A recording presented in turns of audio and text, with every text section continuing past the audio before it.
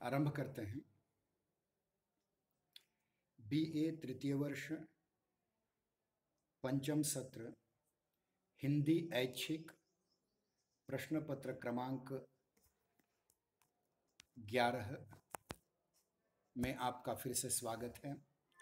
साहित्य शास्त्र 1 में अब तक जो पाठ्यक्रम हुआ उसमें हमने कल की तासिका में साहित्य हेतु खास करके भारतीय संस्कृत काव्याचार्यों द्वारा दिए गए काव्य हेतुओं के बारे में जानकारी प्राप्त की थी।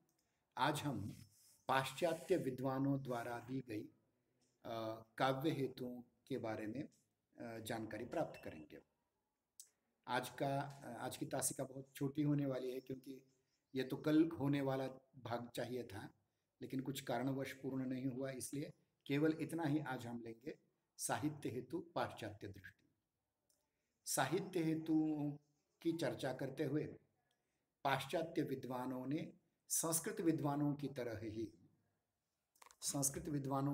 ही प्रतिभा, व्युत्पत्ति और अभ्यास को ही साहित्य के हेतु के रूप में स्वीकार किया है, परंतु कालानुरूप किसी विशेष मत के कारण इन प्राचीन पाश्चात्य विद्वानों में कोई मत ऐक्य नहीं रहा, एक वाच्यता नहीं रही।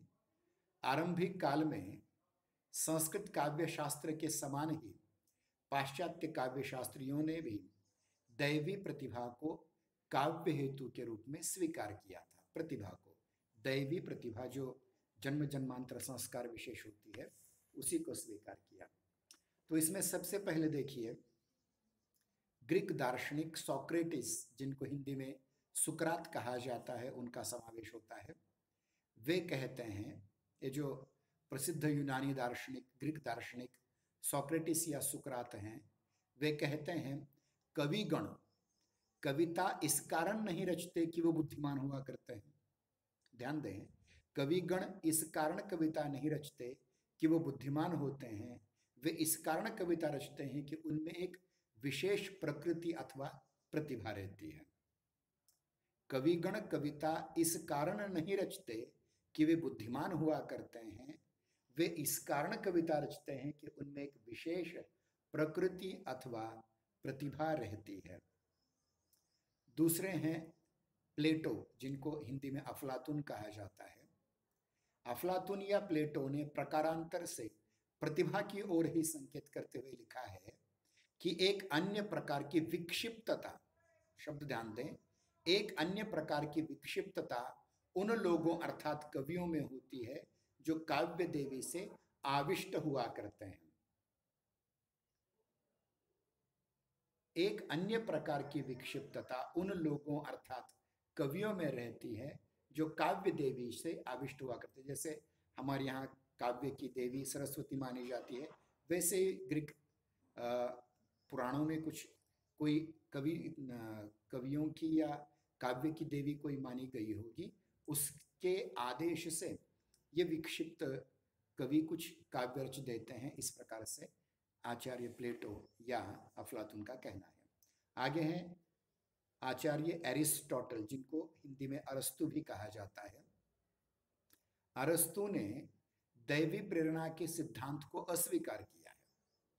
अरस्तु ने बहुत बार अपने गुरुओं का भी विरोध किया है, वैसे इसमें भी किया है। वे कहते हैं कि मतलब एरिस्टोटल ने दैवी प्रेरणा के सिद्धांत को अस्वीकार करके काव्य प्रवृत्ति को मूलतः मानव स्वभाव के साथ निबद्ध किया। यह मानव के स्वभाव की है प्रवृत्ति। उनके अनुसार अनुकरण की प्रवृत्ति ही काव्य का मुख्य हेतु है तथा संगीत, लय इसके उपकरण हैं। मतलब काव्य के साथ साथ संगीत और लय भी महत्वपूर्ण यहाँ माने हैं, और यहाँ उन्होंने अनुकरण का अर्थ कलात्मक पुनःसृजन माना है। अतः कलात्मक पुनःसृजन के लिए कल्पना, स्वतंत्र चिंतन और प्रतिभा को वे आवश्यक मानते हैं। कौन कौन सी चीजें? कल्पना, स्वतंत्र चिंतन और प्रतिभा, ये उन्होंने आवश्यक बातें मानी हैं एरिस्टोटल या अरस्तु ने। अगले हैं होरेस, आचार्य होरेस, जो एक लैटिन, ग्रीक नहीं, लैटिन या इटालियन या रोमन कवि और आलोचक थे, उन्होंने उत्कृष्ट पुनःसृजन रूपी अनुकरण को के लिए सजग विवेक और चिंतन तथा नीति के अध्ययन पर बल दिया है। कौन कौन सी चीजें? सजग विवेक, चिंतन और नीति का अध्ययन। इन पर उन्होंने प्रतिभा शब्द का प्रयोग तो नहीं किया, परंतु प्रतिभा के स्थान पर आविष्कार, नवीन उद्भावना, अंतर्दृष्टि आदि शब्दों का के द्वारा प्रतिभा का ही महत्व उन्होंने प्रतिपादित किया है। होरेस एक रोमन या लैटिन आलोचक थे। उन्होंने ये कहा है कि उत्कृष्ट पुनःसृजन रूपी अनुकरण के लिए सजग विवेक और चिंतन तथा नीति के अध्ययन पर उन्होंने बल दिया है। उन्होंने प्रतिभा शब्द का प्रयोग नहीं किया, परंतु आविष्कार, नवीन उद्भावना, अंतर्दृष्टि आदि शब्दों के द्वारा उन्होंने प्रतिभा का ही महत्व प्रतिपादित किया है।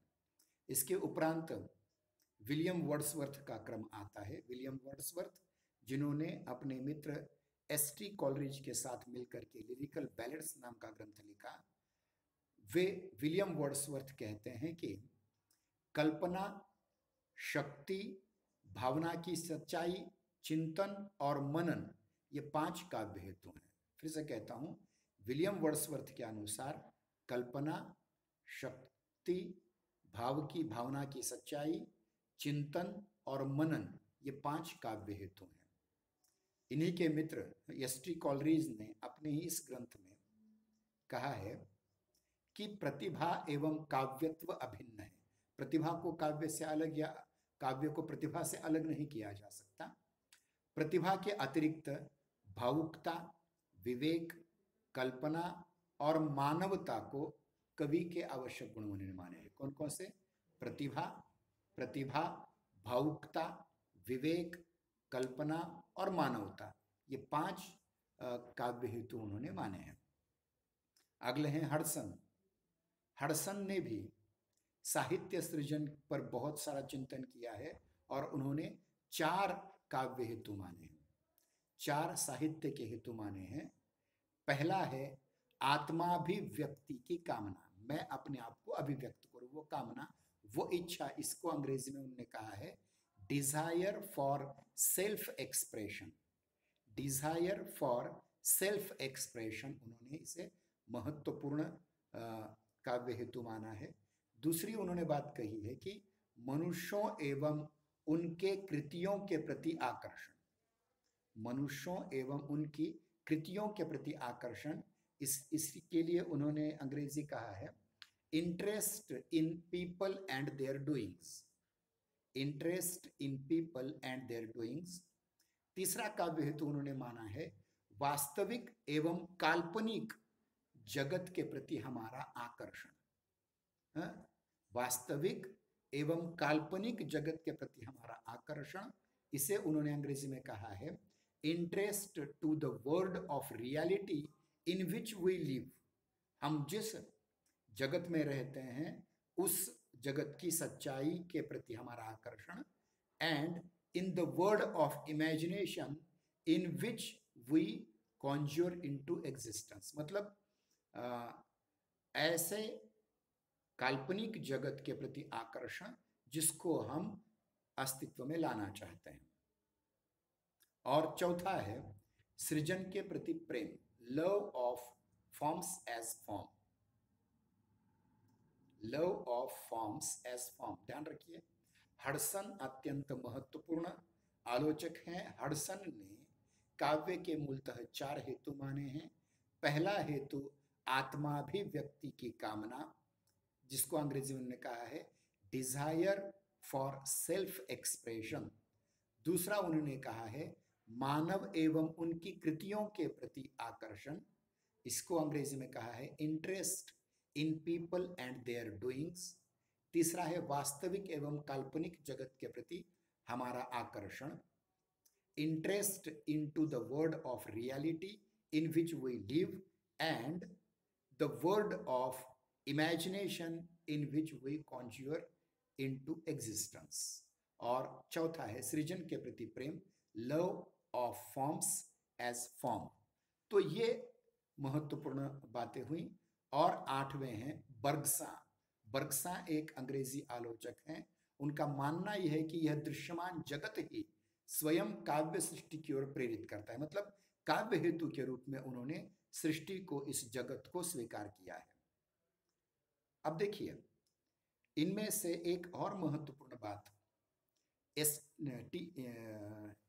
एस टी कॉलरिज ने कल्पना को फैंसी के रूप में, कल्पनामयी धुन के रूप में स्वीकार किया है। देखिए, पाश्चात्य विद्वानों का जो एक वर्ग है, काव्योत्पत्ति का मूल कारण कल्पना को स्वीकार करता है, तो दूसरा कल्पनामयी धुन, फैंसी को, जिसमें एस टी कॉलरिज आते हैं। कुछ विद्वानों ने कल्पना बिंब, जिसे अंग्रेजी में इमेजरी कहते हैं, उसको ही काव्य का हेतु माना है।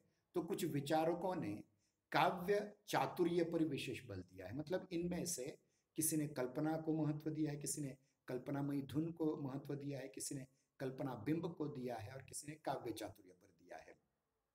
इन 8 के साथ देखिए, अब तक जो हमने 8 देखे हैं, उनमें सॉक्रेटिस, 2 नंबर में प्लेटो, 3 एरिस्टोटल, चौथे होरेस, 5वें विलियम वर्ड्सवर्थ, 6ठे एस टी कॉलरिज, 7वें हडसन और 8वें बर्गसा। और इन 8 का वर्गीकरण अगर किया जाए तो 3 वर्गों में विभाजित होते हैं। कुछ लोग काव्य के हेतु के रूप में कल्पना को स्वीकार करते हैं, कुछ लोग कल्पनामयी धुन या फैंसी को स्वीकार करते हैं, कुछ लोग कल्पनामय बिंब या इमेजरी को स्वीकार करते हैं, और कुछ लोग काव्य चातुर्य पर विशेष बल देते हैं। तो इस प्रकार से ये 8 पाश्चात्य दार्शनिक हुए जिन्होंने काव्य के हेतुओं पर चर्चा की है। इसके उपरांत कुछ अन्य भी लोग आते हैं, खास करके कुछ लोग ये मानते हैं कि काव्योन्माद को काव्य हेतु स्वीकार करते हैं। कुछ लोग अंतःस्फुरण, जिसको इंपिरेशन अंग्रेजी में कहा जाता है, उसको स्वीकार करते हैं। कुछ लोग निर्बाध अभिव्यक्ति, स्पॉन्टेनिटी, जिसमें विलियम वर्ड्सवर्थ का समावेश होता है। कुछ लोग भावुकता, जिसको सेंटिमेंटलिटी कहते हैं अंग्रेजी में, वो मानते हैं। कुछ लोग भावावेश, इसी को मानते हैं। कुछ लोग अनुकरण, इमिटेशन, जो एरिस्टोटल की परंपरा है उसमें अनुकरण को बहुत महत्व दिया जाता है, कुछ इमिटेशन मानते हैं, अनुकरण मानते हैं। कुछ अति प्राकृतिक तत्व, कुछ सुपर नेचुरलिज्म को मानते हैं।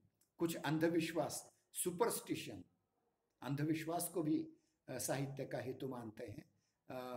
तो ये सारे के सारे जो तत्व हैं, इन्होंने साहित्य के प्रेरक तत्व या साहित्य के हेतु के रूप में सिद्ध करने का प्रयास किया गया है। अब इन सब में सब कुछ झूठ है या सब कुछ सही है, ऐसा नहीं, सभी में कुछ न कुछ तथ्यांश, सत्यांश आवश्यक है। अब इनके बाद पाश्चात्य काव्य शास्त्रियों के इस चिंतन के बाद पाश्चात्य मनोविश्लेषकों का भी क्रम आता है, जिनमें डॉक्टर सिगमंड फ्राइड और एडलर का समावेश होता है।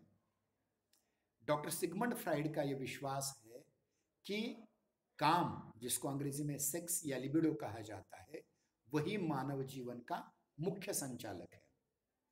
साहित्य तथा कला में भी यही तत्व प्रधान रूप से विद्यमान होता है, ऐसा डॉक्टर सिगमंड फ्राइड, जो पहले मनोविश्लेषण शास्त्रज्ञ हैं, उन्होंने ये बताया है। अब इनके बाद दूसरे आते हैं एडलर, मतलब फ्राइड के बाद एडलर, एडलर के बाद जुंग के बाद कार्लायर। ये बहुत बड़ी परंपरा है मनोवैज्ञानिकों की, लेकिन उसमें से हम केवल फ्राइड और एडलर को ही देखेंगे। एडलर के अनुसार शासन शक्ति, मतलब दूसरों पर शासन करने की इच्छा शक्ति जो है वह, और पहले जो विचार हैं, प्रारंभ के विचारों की एक भावनात्मक धुंध, जिसको कलेक्टिव अनकॉन्शियस उन्होंने कहा है, एकत्रित भावधुंध, कलेक्टिव अनकॉन्शियस को साहित्य का विधायक तत्व या साहित्य के हेतु माना है। एडलर ने शासन करने की शक्ति को और शुरू के विचारों की एकत्रित भावधुंध, जिसको उन्होंने कलेक्टिव कॉन्शियसनेस कहा है, इसे साहित्य के विधायक तत्व के रूप में, हेतु के रूप में स्वीकार किया है। मनोविश्लेषकों में अगला नाम आता है स्वप्नवादियों का। इन स्वप्नवादियों ने स्वप्नावस्था में मानव हृदय में जो उनमें उत्पन्न होते हैं, ऐसों को काव्य के प्रेरक हेतु माना है। स्वप्नावस्था में, स्वप्नवादियों ने स्वप्नावस्था में मानव हृदय में जो उनके उदित विचार होते हैं, स्वप्न होते हैं, उन्हीं को काव्य के प्रेरक हेतु माना है।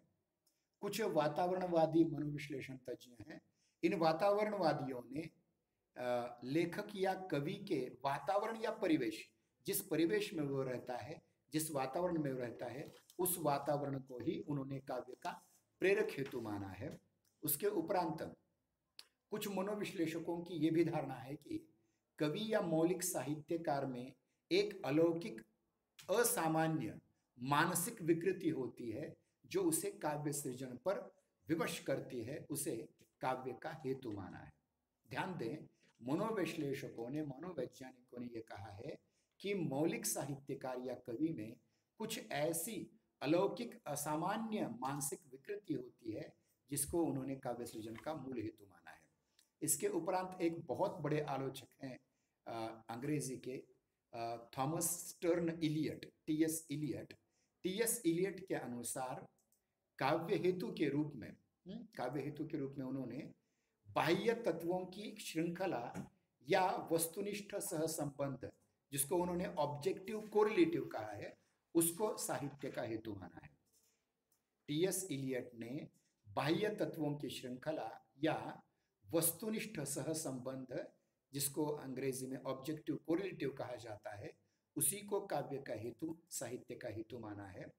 अब इन सब का अगर हम निचोड़ पालें तो ये पता चलता है कि सोक्रेटिस हो, प्लेटो हो, एरिस्टोटल हो, होरेस हो, विलियम वर्ड्सवर्थ हो, बर्गसा हो, या एस.टी. कोलरिज हो, टी.एस. इलियट हो, फ्रायड हो, कार्लायर हो, स्वप्नवादी लोग हों, वातावरणवादी लोग हों, इन सभी ने प्रतिभा को ही अन्य प्रकार से विश्लेषित करने का प्रयास किया है, जो हमारे भारतीय संस्कृत आचार्यों ने भी स्वीकार किया था। और इन सब का एक मतितार्थ हमारे हिंदी के बहुत बड़े आलोचक डॉक्टर भगीरथ मिश्र जी ने प्रेरक परिस्थितियों को मुख्य स्थान दिया है, जैसा कि अभी वातावरणवादियों की बात हमने की थी, और उन्होंने प्रेरक परिस्थितियों को प्रमुख स्थान देते हुए भी व्युत्पत्ति और अभ्यास को ज्यादा महत्व दिया है। इसी प्रकार हिंदी के प्रसिद्ध आलोचक डॉक्टर गोविंद त्रिगुणायत ने भी तन्मय प्रधान मननशीलता को काव्य का हेतु माना है। यह भी एक अत्यंत महत्वपूर्ण बात है। तो इस प्रकार से हम देखते हैं कि काव्य हेतुओं के रूप में पाश्चात्य आचार्यों ने आपके सम्मुख क्या प्रस्तुत किया है। इतना कह करके हम आज की तासिका को यहीं समाप्त करते हैं। जय हिंदी, जय नागरिक। कल फिर मिलेंगे।